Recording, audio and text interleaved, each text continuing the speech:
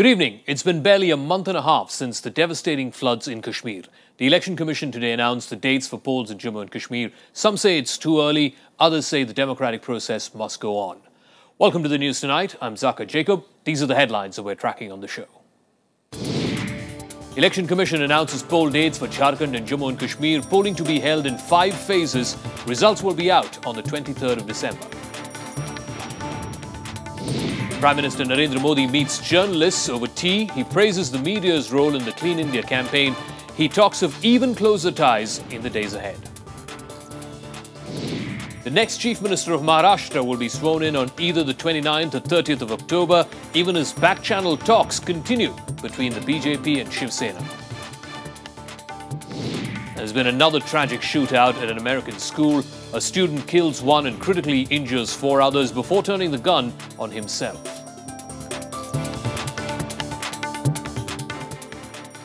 Our top story tonight. Close on the heels of its success in Haryana and Maharashtra recently, the BJP will now train its guns on Jharkhand and Jammu and Kashmir.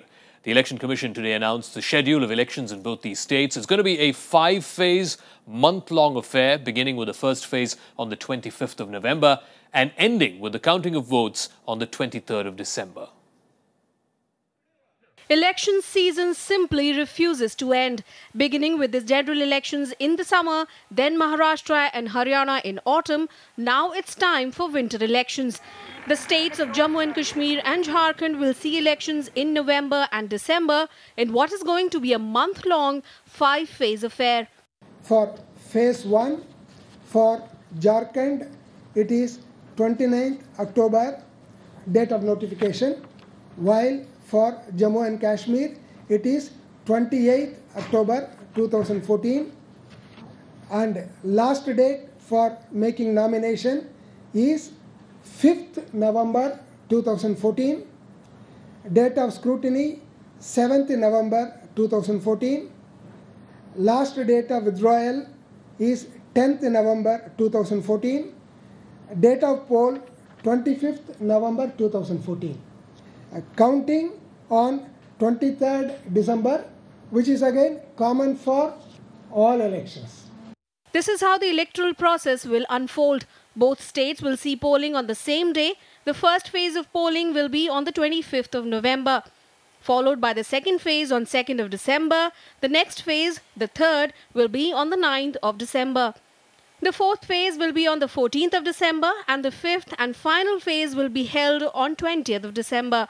The finale, the counting of votes, will be on the 23rd of December. In both the states, epic coverage of voters.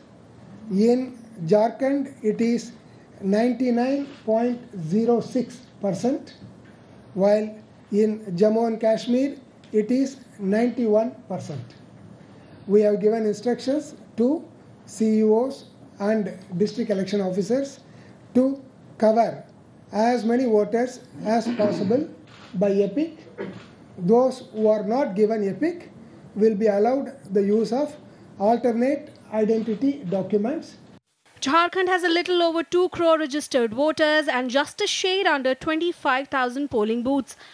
In Jammu and Kashmir, the number of voters is 72.25 lakhs with a little over 10,000 polling booths. In addition to these 2 states, there will be polling in 3 constituencies in Delhi, Mehrauli, Tughlakabad and Krishnanagar. That's an indication that Delhi is not going for fresh polls anytime soon. Bureau Report, Rajya Sabha TV. All right, so Omar Abdullah, the Chief Minister of Jammu and Kashmir, says now is not the time to hold elections. When the election process kicks in the middle of November, it'll barely be a couple of months since the worst floods in Kashmir in over a century. What was the tearing hurry for these elections? Mahua Chatterjee is Assistant Political Editor of the Times of India. She's now joining us live on the news tonight. Thanks for joining us here on the show. Just to put this into perspective for our viewers, the Kashmir floods left behind economic damage of more than 5,000 crores. More than 3 lakh homes were gutted because of the floods. And even today, close to 1 lakh of people live in some form of temporary shelter. What was the tearing hurry for the Election Commission to hold these elections so fast? Well, if we keep politics aside for a minute in the context of the floods, the main thing that, strikes me is that either you actually if you don't have elections now in Kashmir, you can't have elections in the peak of winter, and therefore the elections will get delayed to at least by 6 months, till till May, till the snow melts. Okay. Because the most of the valley will be completely cut off because of snow. So what's wrong with postponing it till the summer? Yeah, I'm coming to that. So also the fact that in these winter months, I don't think, I mean, maybe you can do a little bit of rehabilitation, but not much of the damage which has been done by the floods can probably be repaired and put in place. So in terms of, how the flood affected people will react to elections or how they will vote, will probably not be very different if the elections are held now or the elections are held 6 months later. But the question is, are people who are battling for a home, who are living in temporary shelters, who've seen virtually everything that they possess get wiped away in the floods, are they really in a mood for elections? Surely they wouldn't be. But it's, in one way, I mean, though Election Commission takes the call, but somewhere the government's mind is also taken into account by election commissions at all times.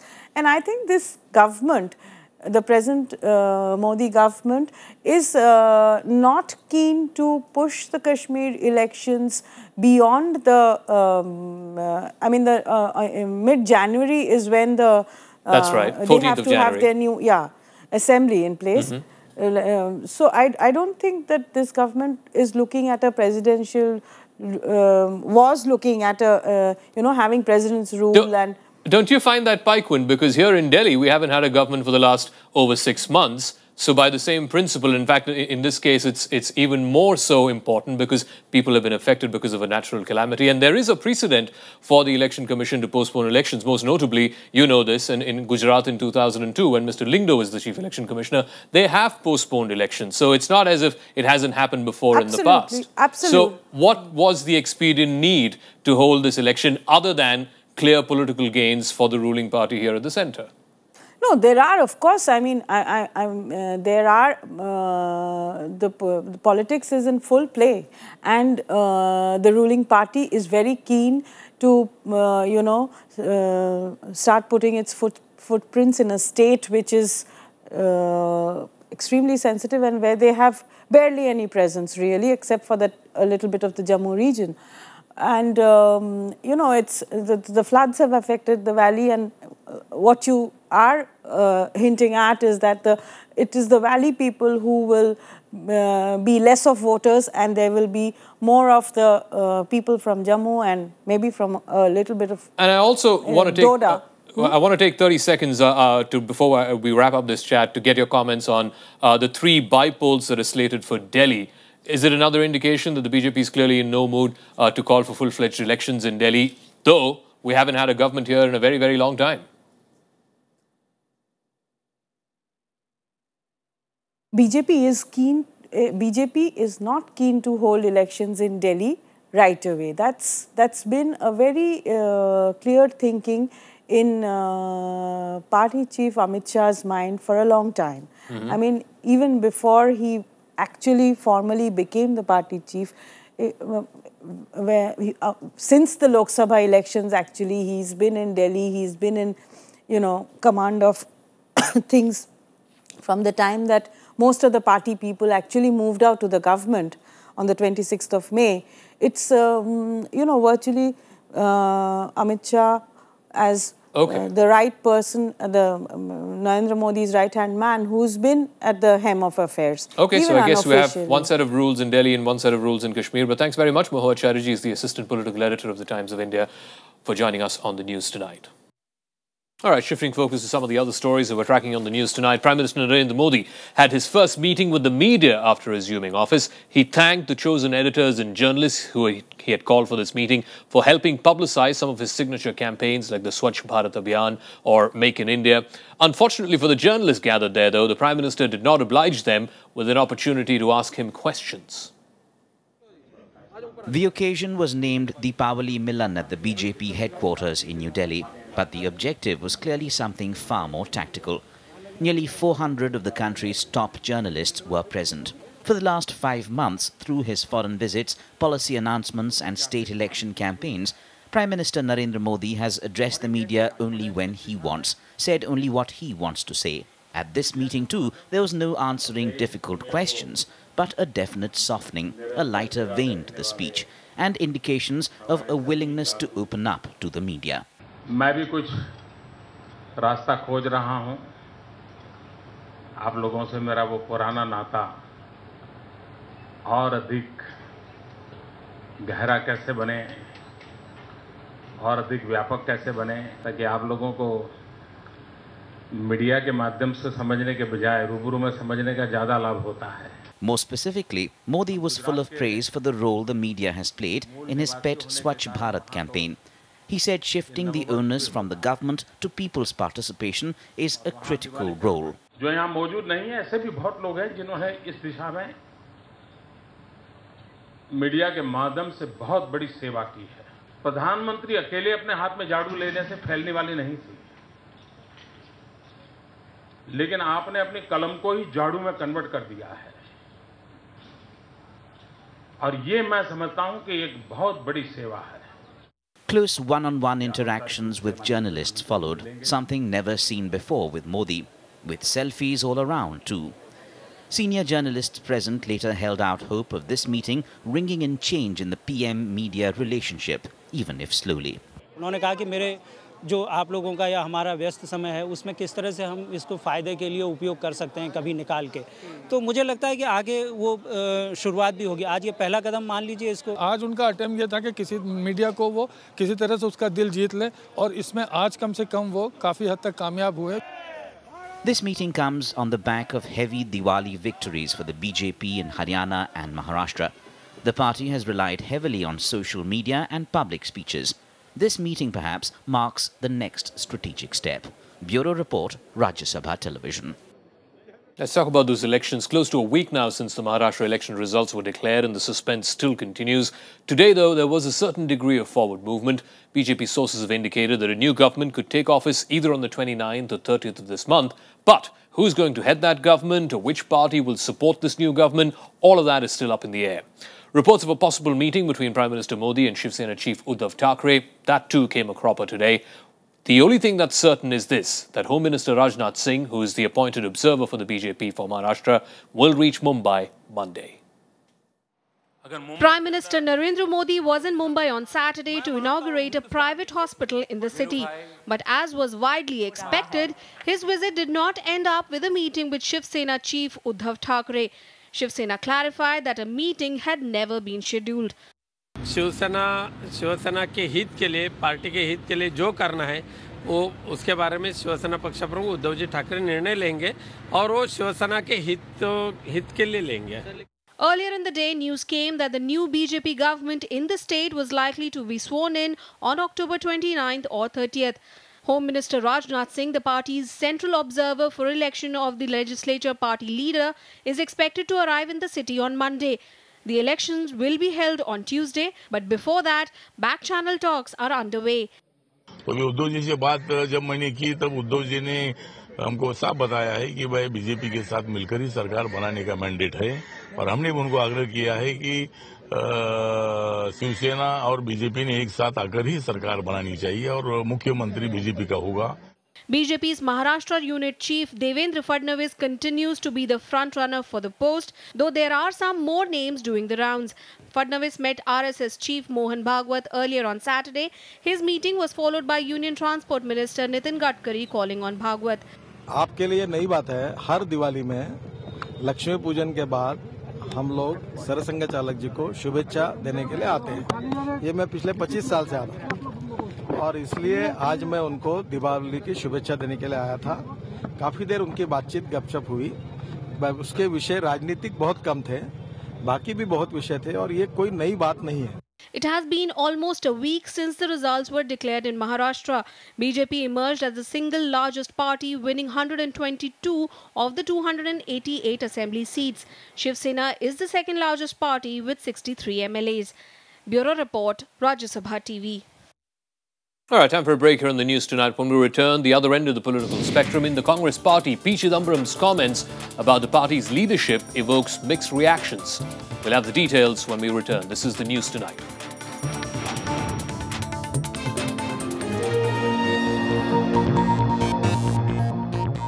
Welcome back. You're watching the news tonight. Former Finance Minister P. Chidambaram's remarks about the Congress party's leadership seem to have opened a Pandora's box. While rumblings against the party leadership seem to be on the rise, there are still many leaders who are standing firmly beside the Gandhi family. Organizational elections are due in the party sometime next year. Stung by successive electoral defeats, rumblings within the Congress party against its top leadership seems to have gained momentum.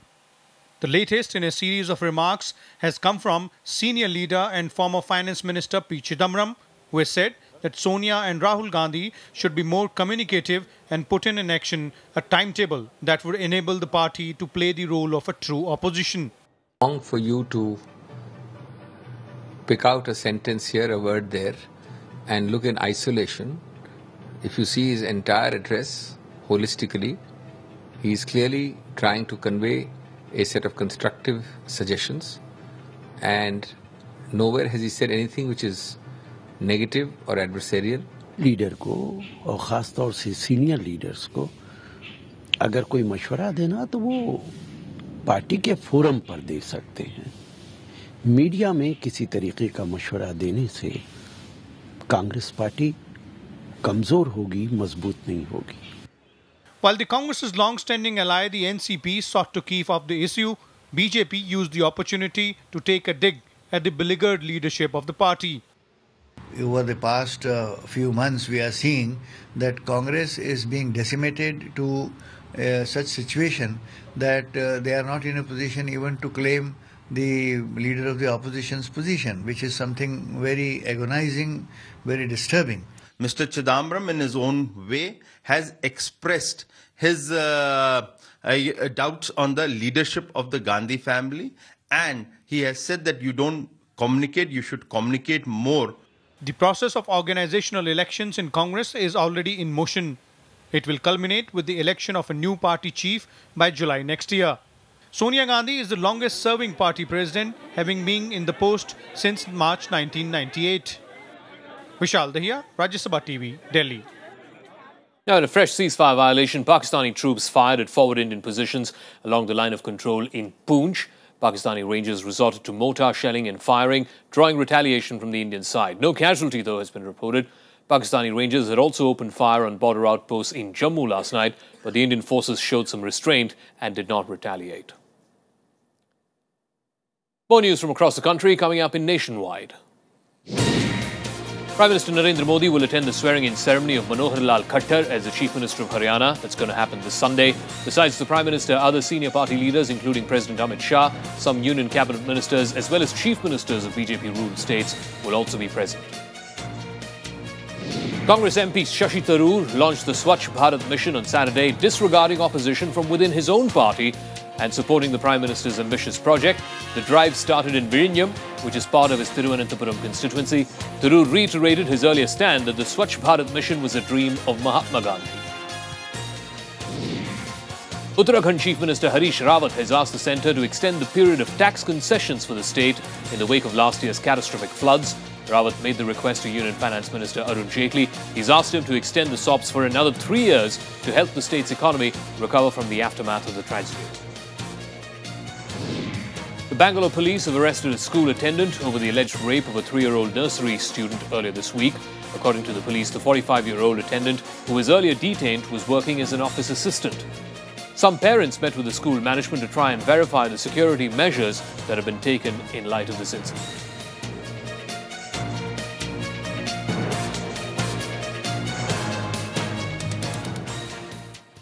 Some international stories now. In yet another tragic shooting in a school in the United States. On Friday, a student opened fire in his school cafeteria, killing one and critically injuring 4 others.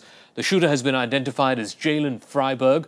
Police officials say he later shot himself and died on the spot.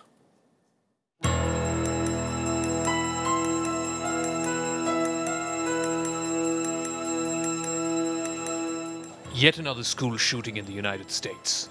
This is the scene at the Marysville-Pilchuck High School in Washington state. A teenage student went on a shooting spree, killing a female classmate and injuring 4 others. The shooter has been identified as Jalen Freiberg. Several of his schoolmates are still trying to grapple with the shock. My friend stand up, and then I didn't think anything of it, and I turned back around to eat my lunch, and I heard boom, boom, boom, boom.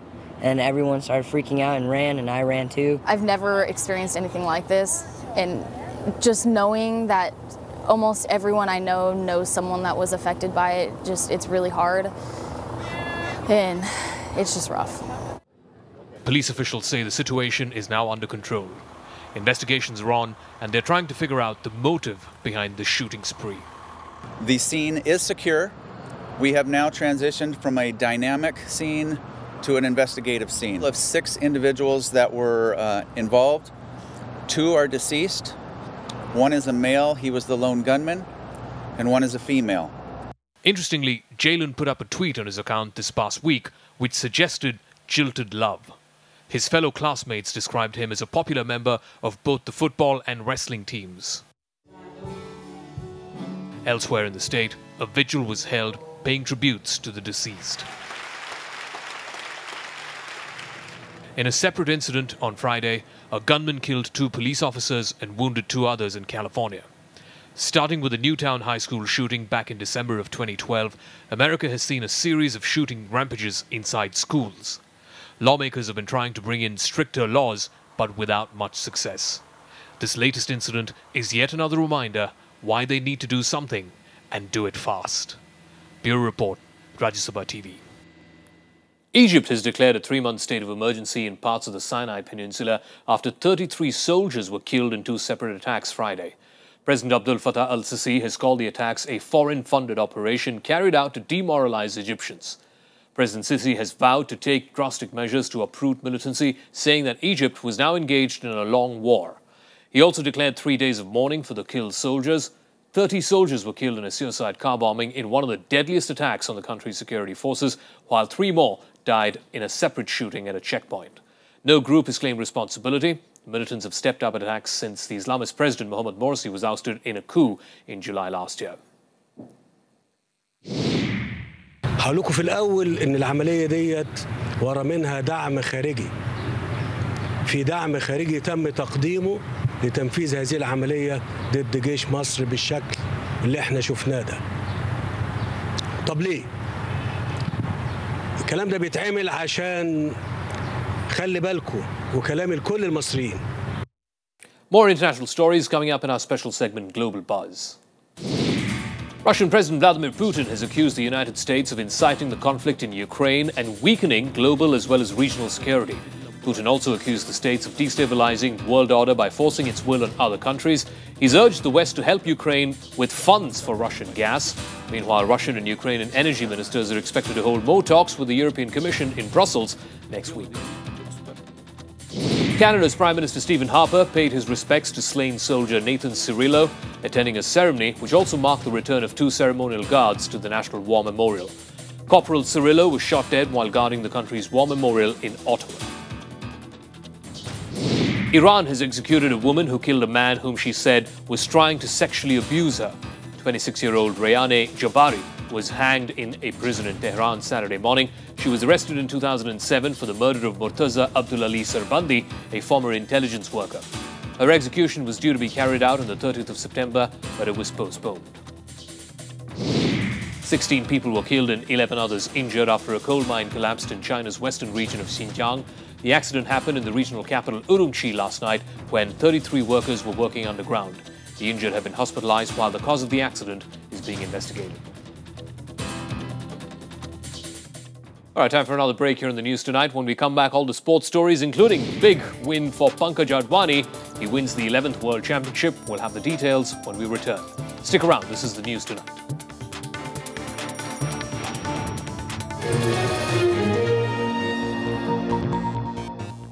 All right, time now for all our sports news updates in Sports Beat.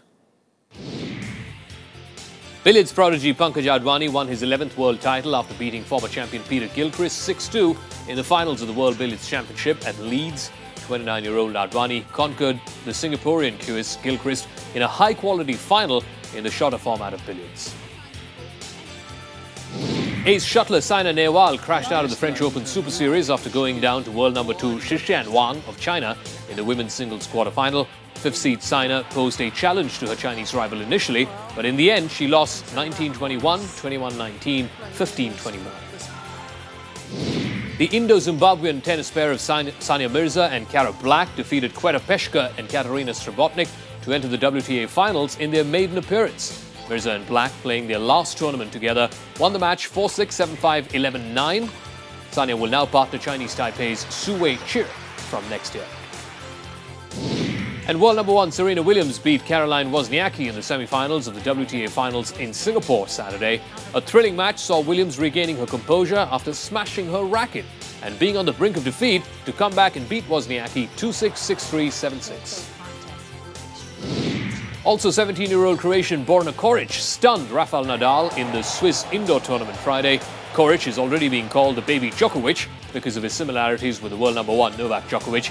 He gave a pretty tough time to the world number 3 Rafael Nadal, eventually winning 6-2, 7-6. Meanwhile, the local hero Roger Federer cruised into the last 4 of the tournament. And finally, as we wrap up the news tonight, breaking a previous skydiving world record, the vice president of Google made a successful jump from the stratosphere over New Mexico. Alan Eustace made a leap from an altitude of, get this, 135,000 feet, reaching speeds of more than 1,300 kilometers an hour. Enjoy this daredevilry, and we'll catch you again tomorrow night, same time. Good night.